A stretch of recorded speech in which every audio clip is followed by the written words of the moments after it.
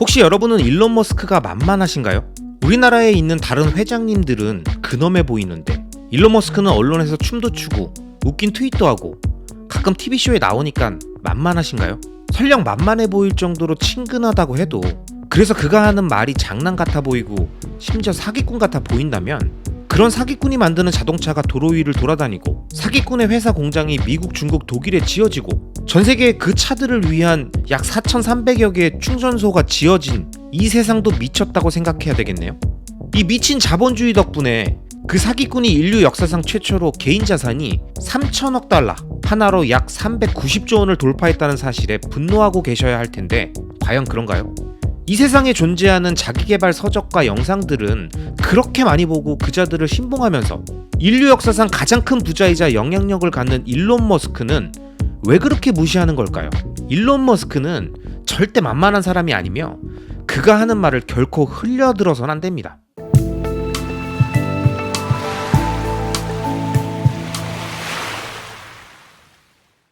여러분 안녕하세요, 리스펙입니다. 오늘은 일론 머스크에 대해 이야기하려고 합니다. 우린 아주 오래전부터 개그맨들을 무시하는 경향이 있습니다. 그들이 경제 관련 책을 내거나 강의를 하거나 사업을 하면 뭐 그 웃긴 놈들이 잘 알겠어? 이제 개나 소나 경제 전문가네. 라며 폄하합니다. 그러면서 외국 저자가 지은 웅장한 제목의 책들을 보면서 이렇게 말하죠. 와, 역시 경제 전문 기자 출신은 다르네. 전 세계 부자들을 많이 만나본 사람은 다르네. 역시 진짜 돈을 벌어본 사람이 찐이지. 하지만 여러분, 만약 우리가 2020년대 지금 부자가 되고 싶고 누군가의 조언을 듣고 싶다면 어떤 사람을 찾아야 할까요? 급격한 속도로 발전해왔고 앞으로도 끝없이 확장될 핀테크 전문가? 인류를 위협하는 환경 문제가 대두되고 있는 지금 사상이나 계몽이 아닌 근본적인 솔루션을 제시하는 사업가?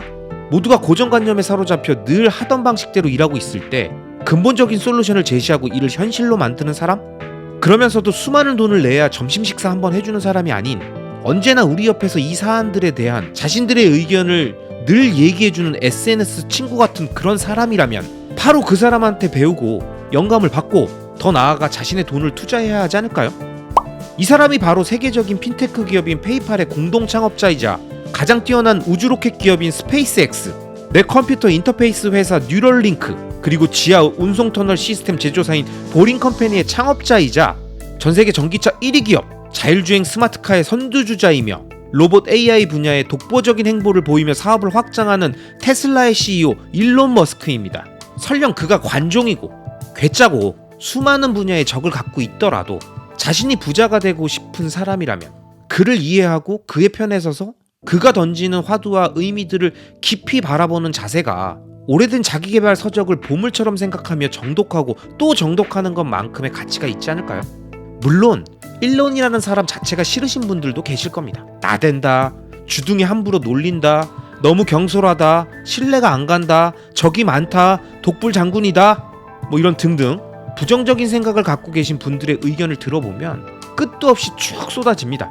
그런데 그렇게 단점이 많은 사람이 왜 인류 역사상 최고의 부자가 되었냐 말입니다. 내가 뭐라고 생각하건 말건 세상에 적이 많건 적건 언론에서 계속 비난하든 말든 왜 인류 역사상 최고의 부자냐는 거예요. 그게 중요한 거 아니겠습니까? 그리고 설령 세계 최고가 아니더라도 전 세계 어느 기업의 CEO가 각종 이슈에 대한 자신의 생각과 투자의 방향, 자신이 그리는 미래에 대한 구체적인 내용들을 미디어나 SNS를 통해서 친절하게 설명해 줍니까? 우리나라의 근엄한 대기업 회장님들이 뭐라도 하나 알려주고 우리에게 도움을 주나요? 전 세계 다른 CEO들도 마찬가지잖아요. 사실 그들과 우린 이해관계가 없잖아요.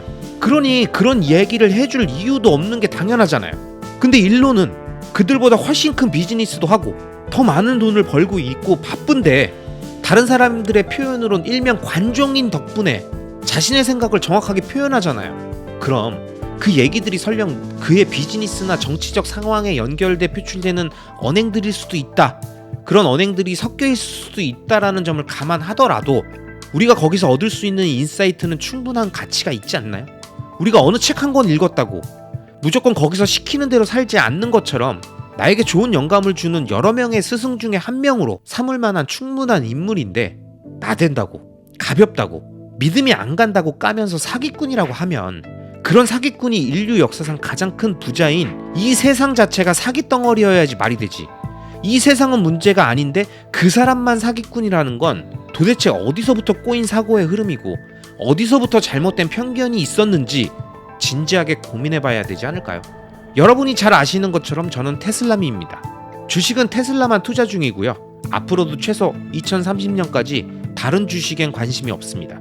그렇기에 제가 하는 모든 이야기는 매우 편향되어 있다고 보는 게 맞습니다. 그러니 제 영상을 보시는 분들 중엔 제가 드린 말씀에 동의하시지 않는 분들도 계실 겁니다. 하지만 전 영상 마지막에 다시 한번 말씀드립니다. 여러분, 우리가 사는 자본주의 사회는 자본이 중심이 되는 세상이고요. 이곳에선 자본가가 주인공입니다.